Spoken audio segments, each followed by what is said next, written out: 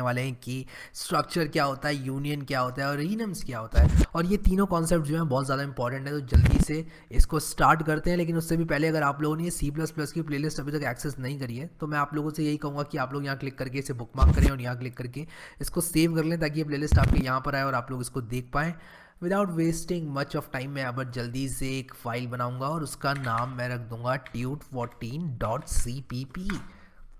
ये करने के बाद मैं यहाँ पर मैंने एक स्निपेट बनाया था if I am not wrong, और उसका नाम मैंने शायद बॉयलर प्लेट कोड रखा था। हाँ बिल्कुल सही, देखो कितनी अच्छी मेमोरी है मेरी। मैंने यहाँ पर बॉयलर प्लेट कोड लेकर अपनी सी प्लस प्लस की जो बॉयलर प्लेट है उसको लगा दिया है। अब यहाँ पर मैं आप लोगों को बताता हूँ कि किस तरह से एक स्ट्रक्चर को बनाया जाता है और ये स्ट्रक्चर होता क्या है। तो स्ट्रक्चर क्या होता है, एक यूज़र डिफाइंड डेटा टाइप होता है जो कि आपके पास सी प्लस प्लस में अवेलेबल होता है, उपलब्ध होता है, और आप उसको यूज़ करते हैं अलग अलग तरह के आइटम्स को कंबाइन करने के लिए। क्योंकि सेम तरह के आइटम्स को कंबाइन करने के लिए तो हम लोगों ने एरे का इस्तेमाल किया था। हमने पिछले वीडियो में देखा था कि एरेज को यूज़ कर सकते हैं जब सबके टाइप्स इंट हो, जब सबके टाइप्स फ्लोट हो, जब सबके टाइप्स कैर हो, जब सबके टाइप्स कोई भी दूसरा डेटा टाइप हो। तो हम लोग यहाँ पर क्या कर सकते हैं, अगर वो सारे के सारे टाइप सेम ना हो तब हम लोग इनको मर्ज कर सकते हैं और स्ट्रक्चर बना सकते हैं। लेकिन ये स्ट्रक्चर होता कैसे, बनता कैसे, क्या स्टोरी है। तो देखो स्ट्रक्ट अगर लिखोगे तो यहाँ पर आपको एक स्ट्रक्ट एक यूज़र स्निपेट देगा। कहाँ से आ रहा है यूज़र स्निपेट, यहाँ से आ रहा है। ये जो सी प्लस प्लस की एक्सटेंशन हमने इंस्टॉल की है, मैंने यहाँ पर इसको क्लिक किया तो ये देखो इसने मुझे स्ट्रक्ट दिया और फिर उसके बाद यहाँ पर एक नाम दिया, सेमीकोलन लगा दिया, कर्ली ब्रेसेस लगा दिया। मान लो मैं इसका नाम एम्प्लॉई रखना चाहता हूँ और मैं एम्प्लॉई की डेटा में कहता हूँ कि एक तो एम्प्लॉई आईडी रहने वाली है, ठीक है, और एक तो उसका फेवरेट कैरेक्टर रहने वाला है, ठीक है। मान लो एम्प्लॉई का एक फेवरेट कैरेक्टर है। फिर उसी के साथ साथ और क्या हो सकता है, एम्प्लॉय का नाम वगैरह होता है। लेकिन अभी यहाँ पर मैं स्ट्रिंग नहीं बनाऊंगा, मैं यहाँ पर मान लो उसकी सैलरी बनाऊंगा, ठीक है, और वो रहेगी मेरी फ्लोट। और मान लो मैं इस तरह के बहुत सारे एम्प्लॉयज़, मान लो 10,000 एम्प्लॉयज़ हैं मेरी कंपनी में और मैं इस तरह के 10,000 स्टोर करना चाहता हूँ। तो यहाँ पर मैंने स्ट्रक्ट एम्प्लॉय लिखा, ये सब लिख लिया। अब मैं यहाँ पर क्या कर सकता हूँ, मैं एक एम्प्लॉई बना सकता हूँ। यानी कि मैं कुछ इस तरह से लिख सकता हूँ स्ट्रक्ट, और मैं कह सकता हूँ एम्प्लॉई हैरी, ठीक है। तो मैंने एक हैरी नामक एम्प्लॉय बना लिया। फिर मैं कह सकता हूँ हैरी की जो एम्प्लॉय आईडी है वो हो जाए 1। हैरी की जो मैं यहाँ पर इसको स्मॉल कर देता हूँ क्योंकि जो कैपिटल है नोटेशन वो क्लास के लिए हम यूज़ करेंगे। मैं अभी यहाँ पर इसको स्मॉल कर देता हूँ और मैं लिख दूंगा Harry dot fav car is equal to, मान लो हैरी का फेवरेट कैरेक्टर है सी। फिर उसके बाद Harry dot salary is equal to, मान लो थोड़े और लगा लेते हैं, नहीं इतने काफ़ी हैं। तो यहाँ पर हमने कितने, 3 2 5 2 7 12 करोड़ रुपए महीना, ठीक है, जो कि कम है मेरे लिए लेकिन ठीक है, चला लेंगे काम, इससे घर चला लेंगे। अब यहाँ पर मैं इसको रन करता हूँ और आप लोगों को ही दिखाता हूँ कि कोई कंपाइलेशन एरर नहीं आ रहा है, क्योंकि अगर हमने कुछ गलत सलत दिखा तो कंपाइलेशन एरर आएगा। तो यहाँ पर देखो ये एकदम कंपाइल हो चुका है, लेकिन मैंने यहाँ पर कुछ किया नहीं है अभी तक।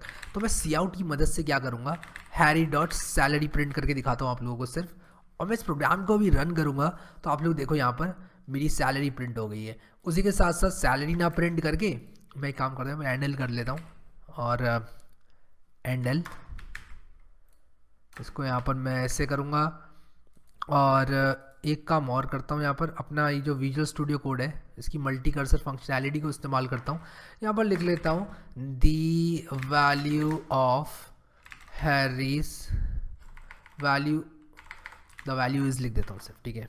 आई नो कि मैंने इसको और बेटर लिख सकता था मैं इसको, बट ठीक है। हैरी डॉट सैलरी को मैं कर देता हूँ फेवरेट कैरेक्टर, फिर सैलरी को इसको एम्प्लॉय आईडी कर देता हूँ, और ये तीनों की तीनों चीज़ें जो है ये मेरे पास प्रिंट हो जाएंगी। दिखाता हूँ आप लोगों को रन करके इस प्रोग्राम को, और आप लोग देखो यहाँ पर 1C, और ये जो हमने नंबर लिया है अब ये दूसरी नोटेशन में लिखा हुआ है, साइंटिफिक नोटेशन में, but that should be good. यहाँ पर सी आउट क्या करता है, ऑटोमेटिकली इसको 1.2 मल्टीप्लाई बाय 10⁸ करके लिख देता है, जो कि रीडेबिलिटी को बढ़ाता है बिल्कुल। तो स्ट्रक्चर क्या होता है, जब हम एक ऐसा यूज़र डिफाइंड डेटा टाइप बनाना चाहते हैं जिसके अंदर की जो एंटाइटीज़ हैं वो अलग अलग डेटा टाइप से मिलकर बनी है। जैसे कि एक एम्प्लॉई का जो नाम होगा वो स्ट्रिंग होगा, जो उस एम्प्लॉई की आईडी है वो एक इंटीजर होगी, फिर उसकी सैलरी फ्लोट में होगी, क्योंकि उसको आप 0.5 करके भी दे सकते हो। अब देखो, अब आप कहोगे रुपए में तो 0.5 मैटर नहीं करता है, डॉलर में कट जाता है कभी कभी तो, या फिर कोई दूसरी सैलरी है उसमें कट जाता है, तो आप लोग यहाँ पर इस चीज़ का ध्यान रख सकते हो। तो 0.5 0.7 ये सब चीज़ें जो है मैटर कर जाती हैं अगर आप सैलरी एक दिन की डिफाइन कर रहे हो या फिर एक घंटे की पर आवर जो आपका रेट है सैलरी का। जैसे कोई $12.5 पर आवर ले रहा है तो उसको 0.5 से बहुत बड़ा फ़र्क पड़ता है। तो इसीलिए फ्लोट में रखी सैलरी, फेवरेट कैरेक्टर एक बना दिया। और ये जो स्ट्रक्चर मैंने अभी यहाँ पर बनाया है, ये अब मैं इस्तेमाल करके इसके डेटा टाइप्स बना सकता हूँ। जैसे मैंने एक हैरी बना दिया, मैं एक शुभम भी बना सकता हूँ, और शुभम की जो है सैलरी अलग रहेगी। फिर उसके बाद मैं रोहन बना सकता हूँ, तो मैंने यहाँ पर रोहन बना दिया, रोहन दास, शुभम अग्रवाल। और अच्छा, शुभम जो है बहुत ज़्यादा कॉमन नेम है, इसलिए कमेंट में मुझे जल्दी से बताओ किस किस का नाम शुभम है। और शुभम एक बहुत ही कॉमन नेम है, मेरे बहुत सारे दोस्त शुभम हैं इसलिए मैं बोल रहा हूँ। तो यहाँ पर शुभम, रोहन दास, हैरी, 3 एम्प्लॉयज़ हमने बनाए। फिर हमने हैरी की जो ये 3 वैल्यूज़ हैं इनको सेट किया और उसके बाद इनको प्रिंट करके भी देखा, ठीक है। तो इस तरह से हम लोग एम्प्लॉय बना सकते हैं। लेकिन मैं यहाँ पर टाइप डेफ कीवर्ड का इस्तेमाल कर सकता हूँ, लेकिन उससे पहले मैं आप लोगों को यहाँ पर इसको रन करके दिखाता हूँ कि कोई भी कंपाइलेशन एरर नहीं दे रहा है, ठीक है। अब मैं यहाँ पर टाइप डेफ का यूज़ कर सकता हूँ, और मैं यहाँ पर टाइप डेफ के बाद इसको ईपी लिख सकता हूँ, ठीक है। तो मैंने यहाँ पर टाइप डेफ स्टब एम्प्लॉई को ईपी कह दिया, तो मैं अब इसको यहाँ पर सिर्फ ईपी लिख कर भी बना सकता हूँ, ठीक है। तो मैं सिर्फ ईपी हैरी करके इसको बना सकता हूँ, और ये काफ़ी हमारे लिए आसान बना देता है चीज़ों को। तो जहाँ आपको स्ट्रक्ट एम्प्लॉय लिखना पड़ता, वहाँ अब आपको सिर्फ ईपी लिखना पड़ेगा। लेकिन इस सिंटेक्स को आप लोग समझ लो, हो सकता है आपको एक कंफ्यूज कर दे कि यहाँ टाइप डेफ और यहाँ ईपी लगाने से आप यहाँ पर सिर्फ ईपी यूज़ कर सकते हो। लेकिन टाइप डेफ का मतलब होता है कि जिसको मैं पहले स्ट्रक्ट एम्प्लॉय बोलता था, अब उसको मैं ईपी बोलना चाहता हूँ। इतनी सी बात है बस, कोई ज़्यादा बड़ी रॉकेट साइंस यहाँ पर नहीं है। और आप अगर नहीं यूज़ करना चाहते हो शॉर्टकट, तो आप ना करो, ठीक है। तो यहाँ पर मैंने जिस तरह टाइप डेफ स्ट्रक्ट एम्प्लॉय बनाया, तो मैं यहाँ पर ई एम्प्लॉय डेटा टाइप EPDT लिख सकता हूँ कि मेरा एम्प्लॉय डेटा टाइप का मैंने हैरी बना दिया। जैसे इंट फ्लोट कैर है, बिल्कुल उसी तरह आप ईपी यूज़ कर सकते हो। तो एक तरह से एक नया इंट फ्लोट कैर टाइप का आपने बना दिया है यहाँ पर। आई होप कि समझ में आ गया होगा ये आप लोगों को। अब यहाँ पर बात कर लेते हैं यूनियंस की, ये यूनियंस क्या होते हैं। और यूनियंस जो होते हैं वो एकदम स्ट्रक्चर की तरह होते हैं, लेकिन वो एक बेटर मेमोरी मैनेजमेंट प्रोवाइड करते हैं आप लोगों को। इस बात का क्या मतलब हुआ? इस बात का ये मतलब हुआ कि अगर आप लोग यहाँ पर जैसे मान लो मैं यहाँ पर इसको अभी यूनियन लिखता हूँ, तो मैं इसको Ctrl+D कर देता हूँ, और यूनियन का एक बहुत ही इंट्यूटिव सा एग्जांपल दूंगा, मतलब ऐसा एग्जांपल दूंगा कि आप समझ जाओगे, ठीक है। तो यहाँ से टाइप डेफ और ये हटा देता हूँ, और यहाँ पर मैं लिख देता हूँ यूनियन, ठीक है। तो यहाँ पर मैंने यूनियन बनाया, और एम्प्लॉय ना बना के मैं क्या करूँगा, इस बार बना दूंगा मनी, ठीक है। अब यहाँ पर मनी मान लो 2-3 तरह से डिफाइन की जा सकती है। मान लो जो मनी है, जो हमारा एक्सचेंज है, वो कुछ 2-3 तरह से डिफाइन किए जा सकते हैं। या तो वो कितना किलो चावल है, इसके हिसाब से आप करेंसी को डिफाइन कर सकते हो। मान लो आप एक गांव में रहते हो जहाँ पे बार्टर सिस्टम चलता है, और आपके पैसे नहीं है आपके पास, या पैसे हैं आपके पास बट आपके पास ऑप्शन है या तो आप चावल दे दो किलो के हिसाब से, या फिर आप क्या करो, या फिर आप ये बता दो कि आपके पास कौन सी कार है, उसका पहला कैरेक्टर बता दो। मान लो सिर्फ 3 तरह की कार हैं ABC, तो आपके पास कौन सी कार है वो बता दो। तो आप कौन सी कार देना चाहते हो उसमें करेंसी है, ठीक है। और उसी के साथ साथ मान लो करेंसी आपकी फ्लोट में भी है और वो पाउंड्स में है। तो अगर आप बात करोगे पैसों की, तो आप इन तीनों में से एक data type at a time इस्तेमाल करोगे, ठीक है। और ये एग्जाम्पल बहुत अच्छा मैंने नहीं दिया है, बट आप लोग समझने की कोशिश करो कॉन्सेप्ट को, कि जो मनी है आप इन तीनों में से एक टाइम पर सिर्फ एक चीज़ इस्तेमाल करोगे। या तो मैं राइस की वैल्यू सेट करके उसको यूज़ करूँगा, या कार की वैल्यू सेट करके उसको यूज़ करूँगा, या पाउंड्स की वैल्यू सेट करके उसकी वैल्यू यूज़ करूँगा। और जब मैं पाउंड्स यूज़ कर रहा हूँ तो मुझे इन दोनों से मतलब नहीं होगा, मैं ये दोनों सेट नहीं कर सकता। और अगर मैंने कार को सेट कर दिया है तो मैं ऊपर वाले और नीचे वाले सेट नहीं कर सकता, राइस और पाउंड्स। तो मैं अगर चाहता हूँ कि मेरा ये जो पूरा जो सेटअप है इसमें से मैं सिर्फ एक तरह का डेटा यूज़ करना चाहूँ, तो मैं एक बहुत ही इंपॉर्टेंट फीचर जो है C++ का वो यूज़ कर सकता हूँ, जो है मेमोरी को अपने हिसाब से ऑप्टिमाइज़ करना। और ये C++ यूनियन की मदद से आपको करके देता है। तो C++ कहता है कि अगर तुम राइस, कार और पाउंड्स में से सिर्फ एक ही चीज़ इस्तेमाल करना चाहते हो, तो क्यों ना मैं मेमोरी शेयर करा दूँ इन तीनों के बीच में। तो अगर मेरे पास मान लो ये लेता है 4 बाइट्स, मान लो ये 4 लेता है, ये 1 लेता है, और मान लो ये भी 4 लेता है, ठीक है। तो इस पूरे सेटअप को अगर ये स्ट्रक्चर होता कितनी मेमोरी एलोकेट होती, यहाँ पर मैं आपको गिनवाता हूँ कितनी मेमोरी एलोकेट होगी। 4, और मान लो ये 1 बाइट ले रहा है और ये भी 4 ले रहा है, तो 4 4 8 और 1 9, टोटल 9 बाइट्स मेरी चली जाती, मुझे मेरी टोटल 9 बाइट्स जो है वो यूज़ में आती अगर मैं इसको एक स्ट्रक्चर बनाता। लेकिन अब क्योंकि मैं यहाँ पर यूनियन का इस्तेमाल कर रहा हूँ तो ये क्या करेगा, ये कहेगा कि देखो 4 तो है, 4 एलोकेट कर देता हूँ, इसका भी काम बन जाएगा, अगर ये यूज़ करोगे तब भी यूज़ कर पाओगे, अगर ये यूज़ करोगे तब भी यूज़ कर पाओगे।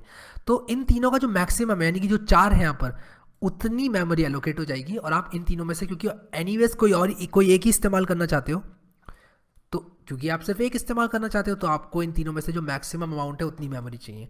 अगर आपने राइस आप यूज़ कर रहे हो, आप कहते हो राइस इज इक्वल टू 10, तो वो क्या करेगा, इन 4 बाइट्स को यूज़ कर लेगा। लेकिन जैसे ही आपने कहा पाउंड्स इज इक्वल टू 20.22, तो क्या होगा कि ये जो राइस है ये ओवरराइट हो जाएगा। अब आप पाउंड्स इस्तेमाल कर रहे हो तो आप इन तीनों में से सिर्फ एक चीज़ इस्तेमाल कर सकते हो। तो बेटर मेमोरी मैनेजमेंट के लिए यूनियन आप लोगों को प्रदान करता है आपका C++। तो यहाँ पर यूनियन का भी हम एक अच्छा सा एक बना लेते हैं। तो मैं अगर यहाँ पर लिखूँगा यूनियन मनी और उसके बाद लिखूँ, सॉरी मैंने यहाँ पर लिखना था यूनियन मनी M1 और फिर मैं लिखूँगा M1 dot rice is equal to 34 और मैं उसके बाद लिख सकता हूँ सी आउट M1 डॉट राइस। ठीक है, और ये जो मैंने नीचे स्ट्रक्चर बनाया है इसको ज़रा कॉमेंट आउट कर देता हूँ वरना कन्फ्यूजन हो जाएगा, राइट। तो यहाँ पर मैं इस तरह से करता हूँ, देखो यहाँ पर 34 आ गए। लेकिन एक चीज़ दिखाता हूँ आप लोगों को, अगर मैं यहाँ पर लिख दूँ M1 dot car is equal to C और उसके बाद प्रिंट करूँ मैं, तो यहाँ पर देखो मुझे राइस की करेक्ट वैल्यू नहीं मिल रही है क्योंकि वो ओवरराइट हो चुकी है अब मेरी। तो यहाँ पर मुझे गार्बेज वैल्यू मिलेगी। ठीक है, तो एक टाइम पर सिर्फ एक यूज़ करना। देखो राइस को मैंने 34 किया था लेकिन उसके बाद भी 99 यानी कि जो गार्बेज वैल्यू है वो मुझे प्रदान की जा रही है क्योंकि अब M1 डॉट कार की वैल्यू मुझे सही से मिलेगी, वो C मुझे मिल जाएगी। यहाँ पर देखो वो मुझे C मिल जाएगी क्योंकि मैं अभी ये यूज़ कर रहा हूँ। तो इन तीनों में से यूनियन में आप सिर्फ एक इस्तेमाल कर सकते हो क्योंकि आपकी मेमोरी जो है वो शेयर की जा रही है। सो आई होप कि यूनियन आप लोगों को क्लियर हो गया है। और मैं अभी क्या करूँगा, इसको भी कमेंट आउट कर दूंगा और यहाँ पर EP हैरी जो मैंने लिखा था उसको ज़रा नीचे कर देता हूँ मैं और यहाँ पर एक स्पेस दे देता हूँ जहाँ पर मैं आपका जो स्ट्रक्चर है और यूनियन है उनको सेपरेट कर रहा हूँ। ठीक है, चलो अब बात कर लेते हैं थोड़ी सी ईनम की। और ईनम बिल्कुल भी एक बड़ा कॉन्सेप्ट नहीं है, मैं आप लोगों को बता रहा हूँ, मैं आप लोगों को बना के दिखाता हूँ और आप लोगों को समझ में आ जाएगा कि यहाँ पर किस बारे में मैं बात कर रहा हूँ। ठीक है, तो मान लो मैंने ईनम लिखा और उसके बाद लिखा मील। मैं कहता हूँ कि मील एक ईनम है और मील मेरा हो सकता है या तो ब्रेकफास्ट या लंच या डिनर, इन तीनों में से एक ही हो सकता है मेरा मील। मैं इसको स्मॉल कर देता हूँ। तो अगर मैं यहाँ पर सी आउट करूँ और उसके बाद लिखूँ ब्रेकफास्ट, तो आप लोग देखो यहाँ पर क्या होगा, यहाँ पर 0 आ गया। उसी तरह अगर मैं लंच और डिनर भी लिख दूँ और उसके बाद यहाँ पर डिनर लिखता हूँ तो यहाँ पर 1 और 2 आ जाएगा मेरे पास। देखो 0, 1 और 2। तो इस तरह से मैं क्या कर सकता हूँ, अपने ये जो ब्रेकफास्ट लंच डिनर मैंने बनाए मैं इनको एक इंटीजर नंबर दे सकता हूँ, यानी कि 0 से स्टार्ट करते हुए जितनी भी वैल्यूज़ हैं उसमें वो इसको मिलती जाएंगी। तो 0, 1, 2 करके मैं अपने ब्रेकफास्ट लंच और डिनर को लिख सकता हूँ। तो मेरा प्रोग्राम क्या होगा, ज़्यादा रीडेबल हो जाएगा। एक इंसान जब मेरे प्रोग्राम को पढ़ेगा तो वो समझ जाएगा। अगर आपने लिखा A is equal to breakfast, तो आपने वैसे तो टेक्निकली प्रोग्राम में A इज इक्वल टू 0 लिखा हुआ है, लेकिन देखने में आपको समझ में आ जाएगा अच्छा A is equal to breakfast, यानी कि A जो है वो एक ब्रेकफास्ट मील है, या meal M1 is equal to breakfast. अगर आपने M1 is equal to breakfast लिख दिया तो आपका जो इंटीजर M1 है उसके अंदर तो वैल्यू 0 आ जाएगी, लेकिन समझ में आ जाएगा कि बात की जा रही है यहाँ पर ब्रेकफास्ट लंच और डिनर की। सो आई होप कि आप लोगों को ये चीज़ समझ में आ गई होगी। अब C++ में आप लोग एक चीज़ और कर सकते हो, आप ब्रेकफास्ट जो है, जो आपका मील है वो एक डेटा टाइप बन चुका है, तो आप कुछ ऐसे कर सकते हो, meal M1 is equal to breakfast. और अभी आप सी आउट M1 करोगे तो मैं आप लोगों को दिखाता हूँ। इन तीनों को मैं ज़रा हटा देता हूँ अभी के लिए। ये देखो मैंने यहाँ पर कुछ गड़बड़ कर दिया लगता है। M1 is equal to breakfast मैंने लिखा है। मैं इसको सेव कर देता हूँ। पता नहीं कभी कभी एरर आता है, आई डोंट नो वाई, कुछ कोड रनर से रिलेटेड है, तो कभी भी एरर आए मैंने आपको बताया था एक कैरेक्टर ऐड करके सेव कर लेना, या फिर एक कैरेक्टर हटा के लगा के सेव कर लेना। और ये इस एक्सटेंशन की कोई प्रॉब्लम है, मे बी कोई बग है एक्सटेंशन में जो कि जल्दी फिक्स हो जाएगा, कोई बड़ी चीज़ नहीं है। वैसे विजुअल स्टूडियो कोड एक बहुत बड़ी आईडी है। तो जो एक्सटेंशंस होती हैं विजुअल स्टूडियो कोड की वो एक्सटर्नल लोग बनाते हैं, यानी कि माइक्रोसॉफ्ट जो है ज़्यादा एक्सटेंशंस नहीं बनाता है, दूसरे लोग बनाते हैं। तो वो लोग अगर अपने कोड में कुछ गलती कर बैठते हैं तो इस तरह के एरर आपको मिल सकते हैं, बट मतलब मोस्टली आपको नहीं मिलते हैं, सब कुछ अच्छा अच्छा जाता है। तो यहाँ पर मैंने M1 को अगर देखो प्रिंट किया तो 0 आ रहा है।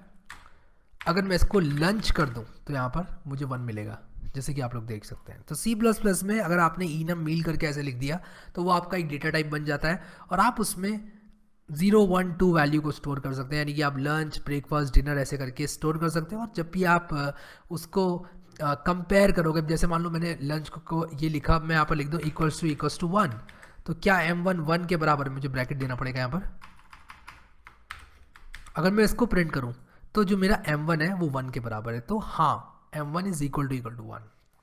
और अगर मैं इक्वल टू 2 कर दूँ तो मुझे 0 मिलेगा, क्योंकि ये जो है कंडीशन वो फॉल्स है, तो देखो 0 मिल गया। तो मेरा जो M1 है वो है तो 1 ही, यानी कि लंच है 1 ही, लेकिन प्रोग्राम की रीडेबिलिटी को बढ़ाने के लिए मैंने enum यूज़ किया, जिसने ब्रेकफास्ट को 0 लंच को 1 और डिनर को 2 एलोकेट कर दिया। सो आई होप कि ये समझ में आ गया होगा आप लोगों को, और आप लोग जो है इसको अब बहुत ही अच्छी तरह से अपने अपने प्रोग्राम्स में यूज़ कर पाएंगे।